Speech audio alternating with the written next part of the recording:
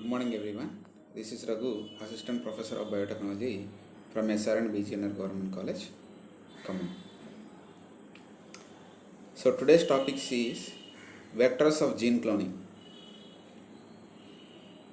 So gene cloning is a process where foreign DNA is inserted into a cloning vehicle.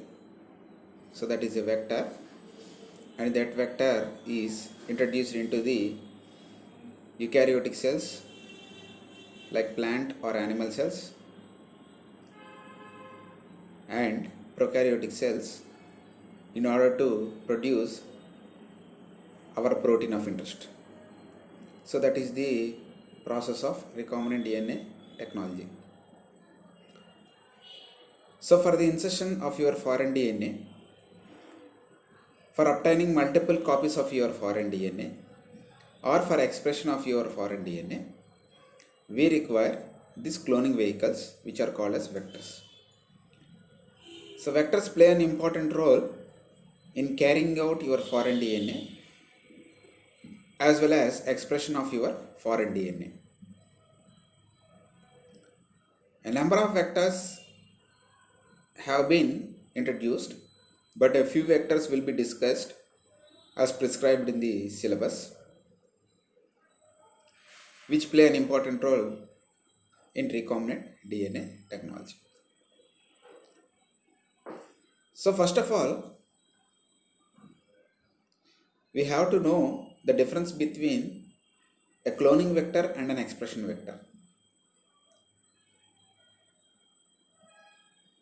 A cloning vector is a vector in which our foreign DNA is introduced and you can obtain multiple copies of your foreign DNA along with the vector.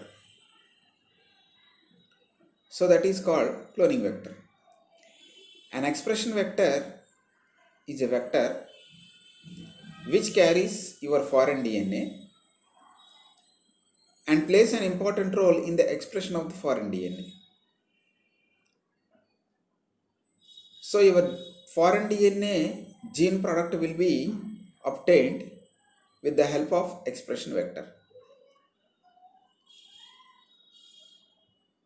So you can see the difference. Cloning vector is a small piece of DNA which can be stably maintained within the host cell. It is introduced into genes, into cells, while obtaining numerous copies of the insert. So you can obtain multiple copies of your foreign DNA with the help of cloning vectors. Whereas in expression vector, used to obtain gene product of inserted DNA segment, either a protein or RNA. So you can obtain mRNA, from mRNA you can obtain protein. So that is the function of the expression vector. So the examples of cloning vectors include bacterial artificial chromosome, plasmids, phase mates, cosmids, yeast artificial chromosomes, etc. An expression vector, a plasmid vector, for example, tumor inducing plasmid, TI plasmid. So the cloning vector have to be some important genes in it for the process of obtaining multiple copies of your foreign DNA. So it comprises of an origin of replication, unique restriction sites, and a selectable marker. So for obtaining your foreign DNA multiple copies, the vector should contain origin of replication, restriction sites for insertion of your foreign DNA after treatment with restriction endonucleases, and a selectable marker which is used to identify the transformed cells. That we will discuss in upcoming slides. Whereas the expression vector comprises of enhancers, promoters, termination codon, transcription initiation sequence, translation initiation sequence, etc. That means all the factors needed for the efficient expression of your foreign DNA. So the vector contain enhances, promoters, termination sequences, transcription initiation sequences, translation initiation sequences, etc. that play an important role in the expression of your foreign DNA. So that is the difference between a cloning vector and an expression vector. So cloning vector obtain multiple copies of your foreign DNA, whereas expression vector is used for expression of your foreign DNA. So that is the difference. So these are some characteristic features of cloning vectors. So they contain origin of replication, so ability to promote autonomous replication. So irrespective of the main chromosome or DNA, they will carry out their own process of replication if they contain origin of replication. Contain a genetic marker for selection.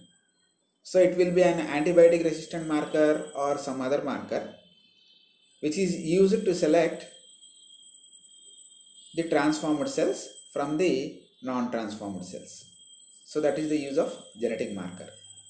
Unique restriction sites. So restriction enzyme cleavage sites should be there, where if you treat with restriction enzymes, they will produce a gap. In that gap, you can insert your gene of interest or your foreign DNA. And the fourth one, minimum amount of non-essential DNA to optimize cloning. So that means, for example, if a plasmid is there with 4 kb,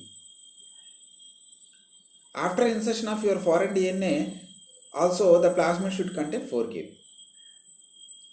So that means there are some conditions to optimize the size of the plasmid. Otherwise, if this optimization is not done, there is less chance of plasmid replication or plasmid expression.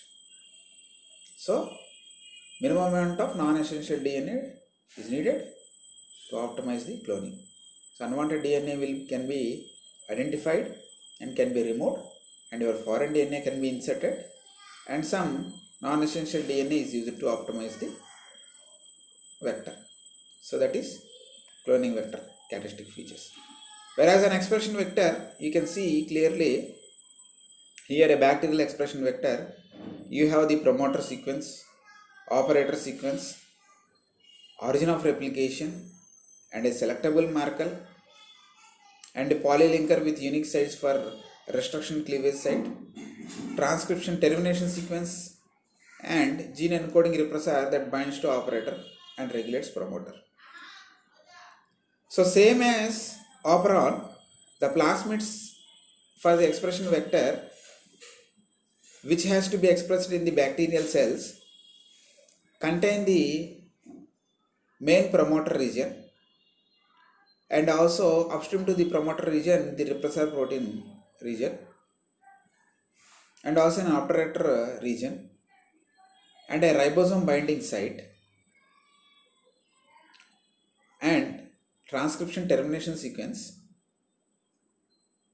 So these promoter and operator and transcription or ribosome binding sites play an important role in the expression of your gene of interest. And the selectable marker antibiotic resistance play an important role in selection between transformed and non-transformed cells after introducing your vector into bacteria. So this is how the expression vector is designed for the expression of your foreign DNA in the bacterial cells. So the first vector that has been created is obtained from Escherichia coli, that is PBR322. It is a 4361 base pair plasmid, circular plasmid, double stranded plasmid obtained from Escherichia coli. It has been designed by Bolivar and Rodriguez. So hence the name plasmid Bolivar and Rodriguez. It has an origin of replication. You can clearly see this PBR322 is a cloning vector. That means you can insert your foreign DNA and obtain multiple copies of your foreign DNA along with the vector. So it has resistance markers like ampicillin resistance and tetracycline resistance, and EcoR1 restriction cleavage site. So this EcoR1 restriction cleavage site, you can cleave the plasmid and insert your foreign DNA. The insert size I will mention in the upcoming slides. So at restriction endonuclease cleavage site EcoR1, you can introduce your foreign DNA. You can select the transformed or non-transformed cells based on ampicillin resistance, and also your foreign DNA of insert you can check with the help of tetracycline resistance. So that means if your foreign DNA is inserted in between tetracycline resistant gene, the gene is disrupted and tetracycline resistance is not shown. So those cells which contain the foreign DNA does not show the tetracycline resistance, whereas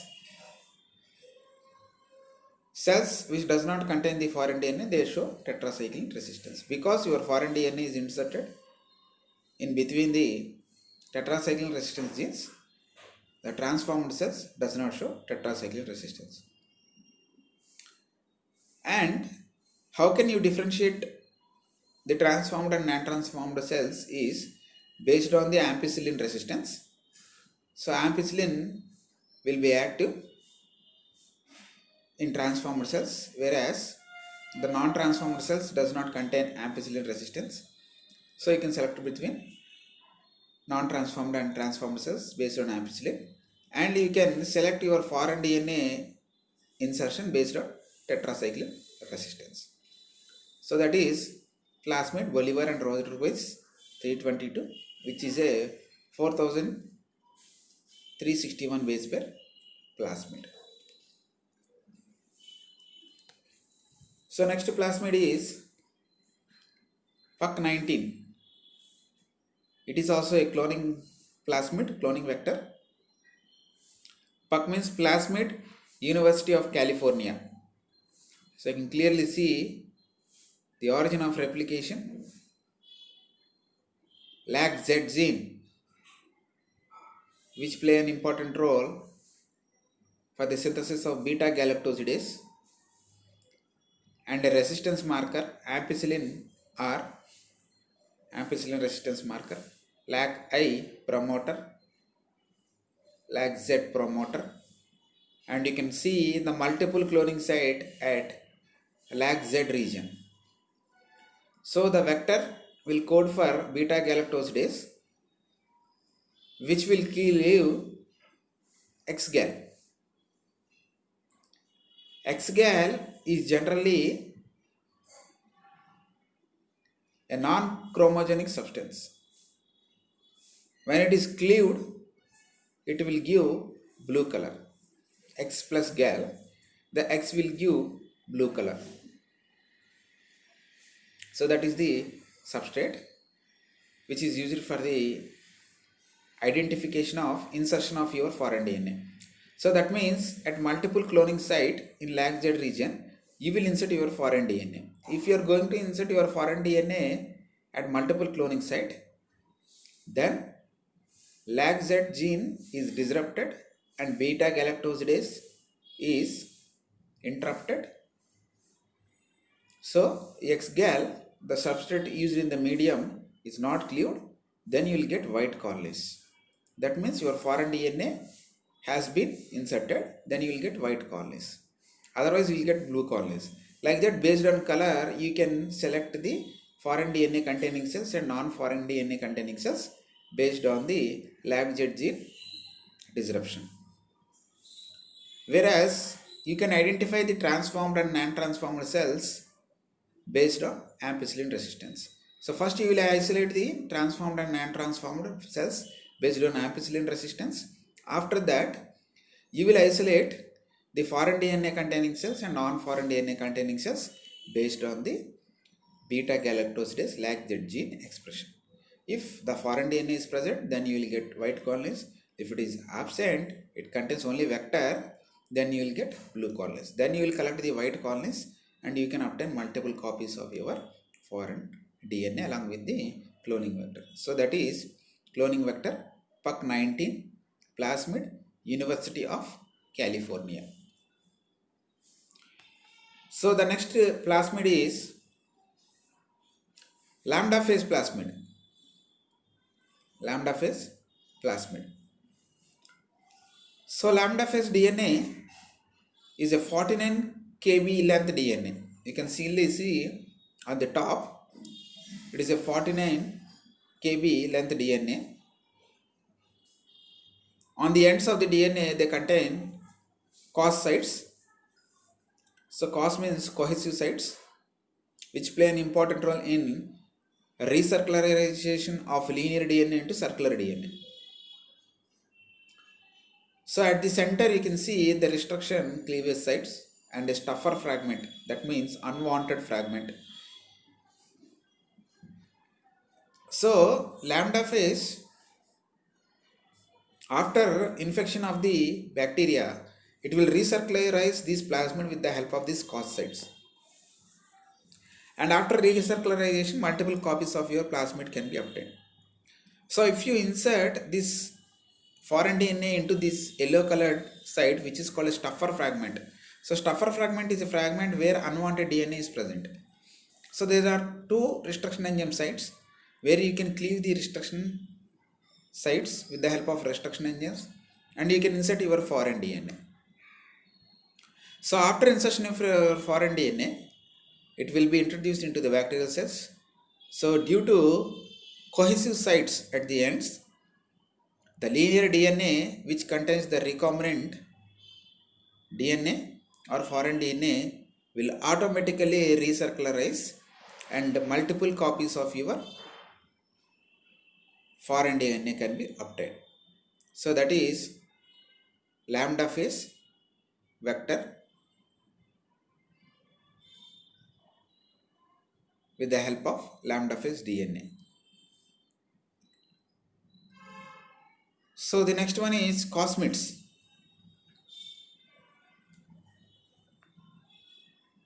So cosmids are also cloning vectors which are also called as, which will come under plasmids. They contain both plasmid and lambda phase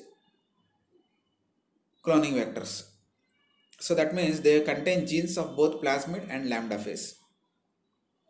Generally they do not occur naturally like lambda phase, but they are constructed. So they contains origin of replication of E. coli, and they contain a selection marker amplicin resistance, and they contain cohesive sites for recircularization of the plasmid, and they contain cloning site, multiple cloning sites where you can insert your foreign DNA. So these cosmids, why they are used is they have more packaging size when compared to lambda phase, that is around 37 to 52 kb of your foreign DNA can be inserted into the cloning site. Since they contain origin of replication of E. coli, you can obtain multiple number of copies of your foreign DNA with the help of, along with your vector. So and the resistance marker that is present is ampicillin resistance, which can be used to identify the transformed and non-transformed cells. So that is ampicillin resistance, cohesive sites, origin of replication and cloning sites with regard cosmids, which contain both the characters of plasmid and lambda phase. So the next one is bacterial artificial chromosomes.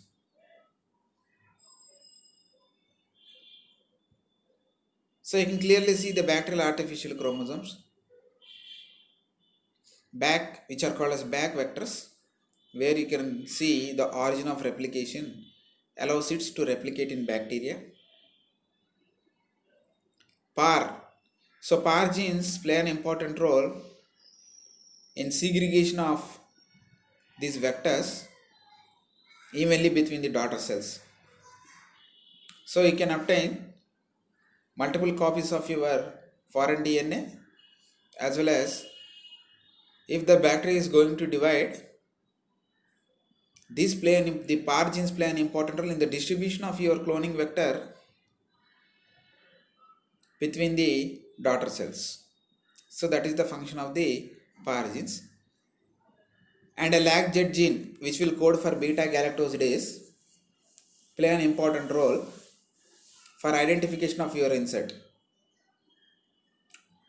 So cloning site is there, so that is present in between the LAGZ gene, which will code beta galactosidase, that will give cleave X-gal substrate in the medium, which convert colorless substrate to colored product.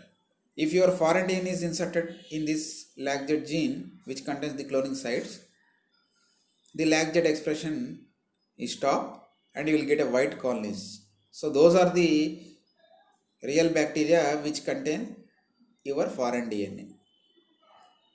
So that is bacterial artificial chromosomes, which contains chloramphenicol resistance gene, CMR, chloramphenicol resistance genes. So this is used for identification between transformed and non-transformed cells. So that is bacterial artificial chromosome.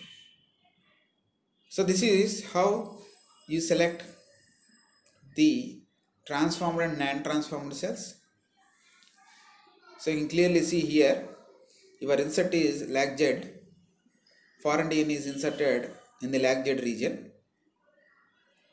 First you will isolate the bacterial cells which contain these back plasmid and non-back plasmid cells based on chloramphenicol resistance. After that, selection on chloramphenicol, you will transform those colonies onto an agar containing a substrate called beta galactosidase. Sometimes both chloramphenicol and beta galactosidase is used in the same petri dish, and you allow the cells to grow. So those cells which show colonies with recombinant bags are white in color because your insect is in LAGZ region. So there won't be expression of LAGZ gene. So you get white color colonies, and the blue color colonies are non-transformed cells where the expression of LAGZ gene is seen, where blue color is obtained because of conversion of X-gal to X and gal. So that is how you select the bacterial cells, transformed and non-transformed bacterial cells based on antibiotic resistance, and also foreign gene containing and non-foreign gene containing bacteria based on the LAGZ gene expression. So the next one is yeast artificial chromosome. Yeast artificial chromosome. You can clearly see,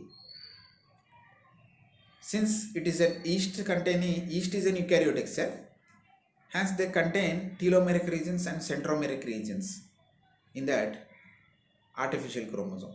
So you can clearly see the EcoR1 restriction enzyme site. You can see origin of replication. So that is in the yeast. So generally this plasmid is used for obtaining multiple copies of your foreign DNA, or sometimes for the expression of your foreign DNA. So this plasmid is used in fungi called as Pichia pastoris. It is an yeast, Pichia pastoris, where your foreign DNA can be expressed. First insulin is developed, after that bacterial development. First insulin is developed in Pichia pastoris. So that since it contains eukaryotic characters, the post-translational modifications are easy if you carry out gene expression in an eukaryotic cell. Whereas post-transcriptional modifications you cannot obtain by using bacterial cells. So post-transcriptional modifications can be obtained when you use only eukaryotic cells. So if you express your DNA in the eukaryotic cells, then the proteins obtained can undergo post-transcriptional modifications. Hence we use these yeast artificial chromosomes which have large insert size of your foreign DNA, and you can obtain post-transcriptional modifications of your protein of interest. So that is yeast artificial chromosome, so which has an ampicillin resistance marker which is used for the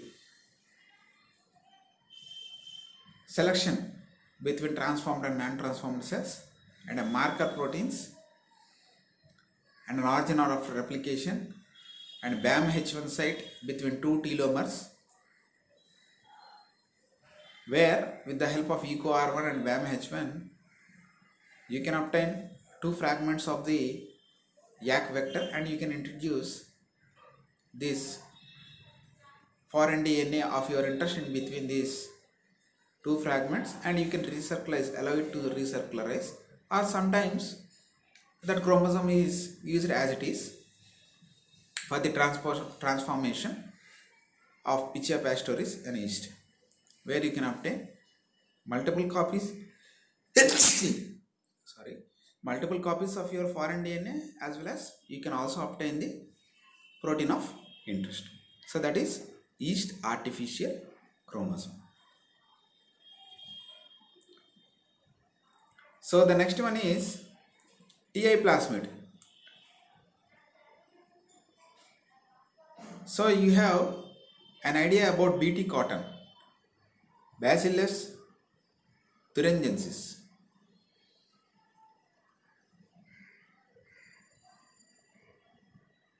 So Bacillus thuringiensis contain a plasmid called as TI plasmid. So generally bacterial thuringiensis,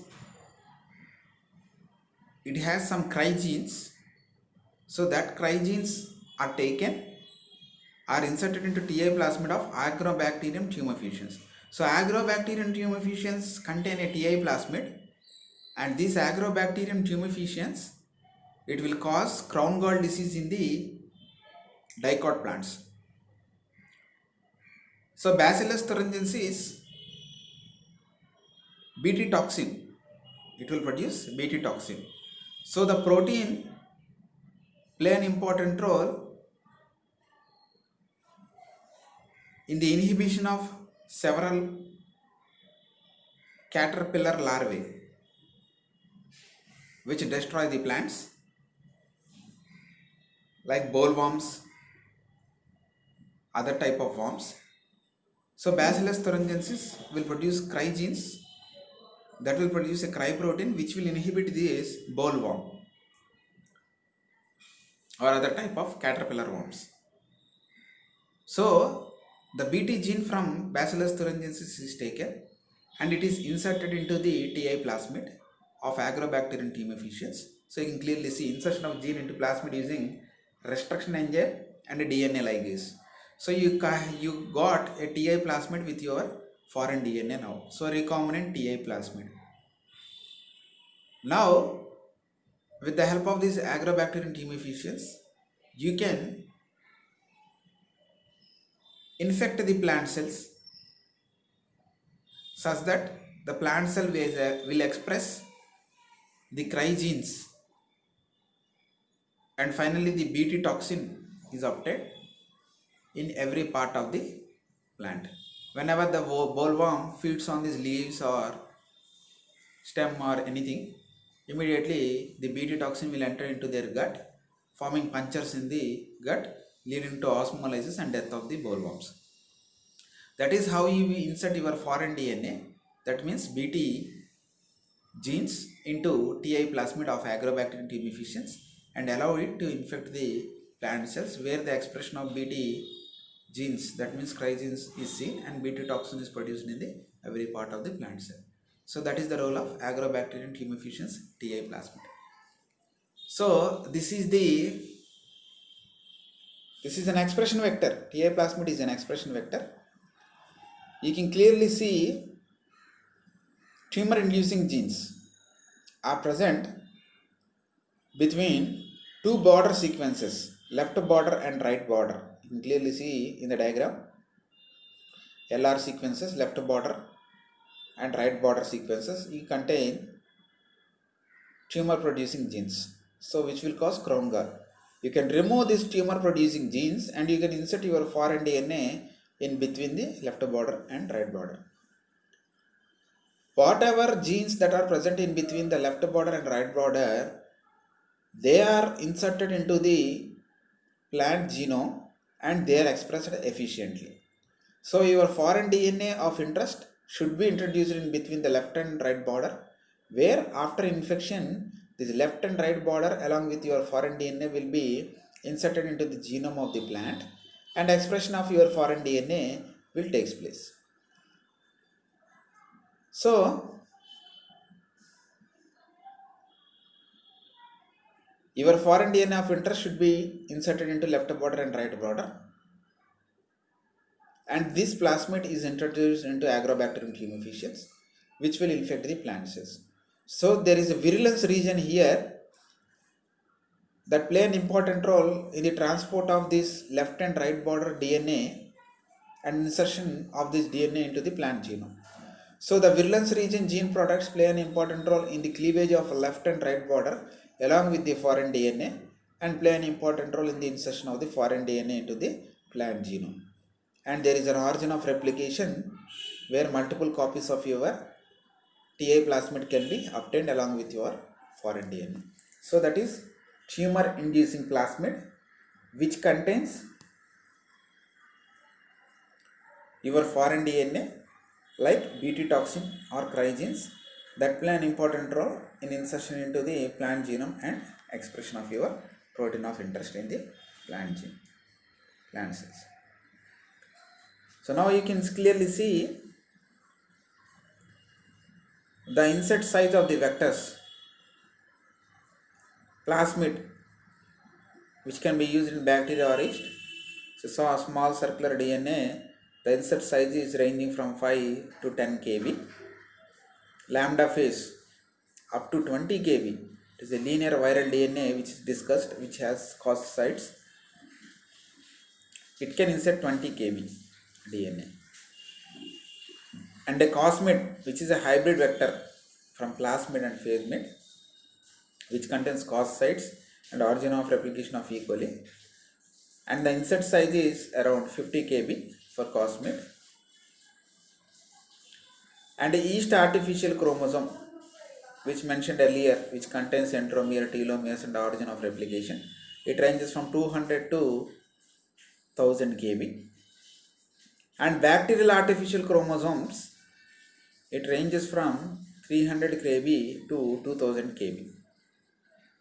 So that is the insert size of different vectors, and that much kb of your foreign DNA can be inserted in those vectors.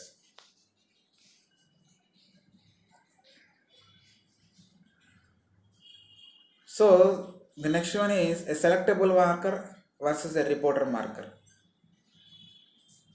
So you have used some resistant markers for the identification process between transformed and non-transformed cells.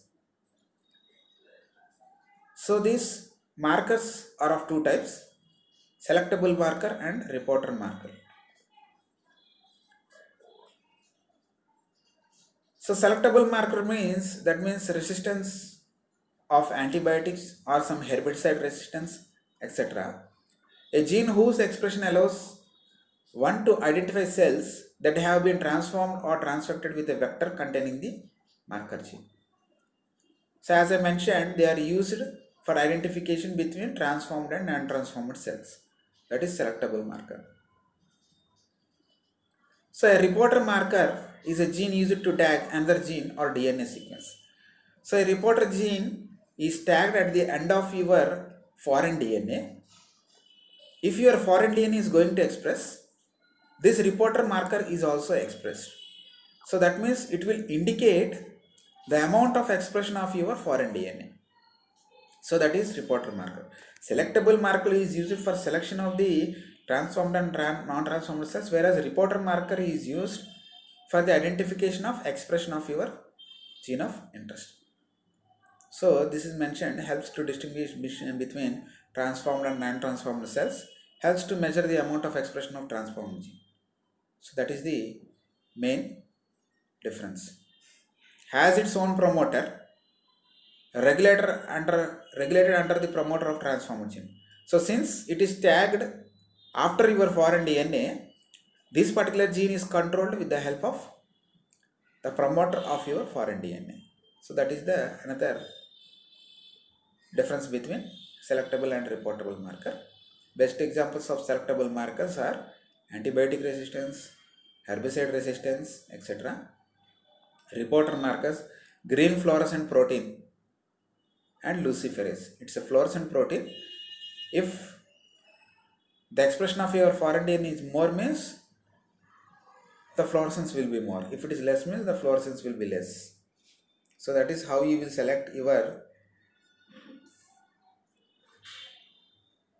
transformed and non-transformed cells based on selectable marker, and how you will score your expression of foreign DNA with the help of scoreable marker or reporter genes like GFP and luciferase.